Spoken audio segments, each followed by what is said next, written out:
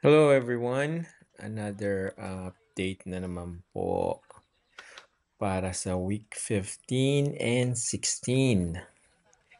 Medyo nagkaroon tayo ng delay last week dahil dun sa bagyong nakaraan na maraming nasalanta especially sa Batangas and sa Bicol. At magkakaroon pa ng another bagyo, meron isa pang padating. Tapos magdi-delay na naman dahil All Saints Day, All Souls Day, so another holiday. So meron na naman delay siya. At pasensya na pala sa cover ko na parang clickbait siya kasi sinabi ko na susunod na gagawin ay yung bubong para sa week 16. Dahil nga sa bagyo, hindi nila ginawa yung bubong. Pero gumawa naman sila ng pader.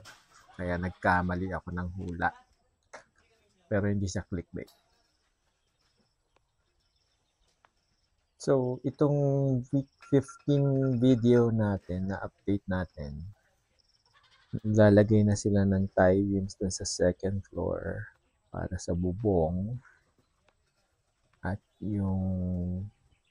or nagpo-form na rin sila. Ito namang corner lot, natuyo na yung tie beams niya. Meron na siya. So, pwede na siyang maglagay ng bubong. Hopefully, pag tumigil yung bagyong darating, maybe in 2 weeks.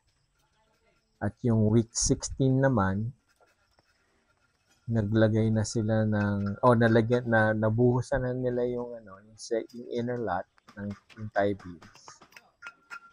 At meron ng pader ang corner lot. So makikita nyo kung gaano na ang progress doon sa week 16 natin.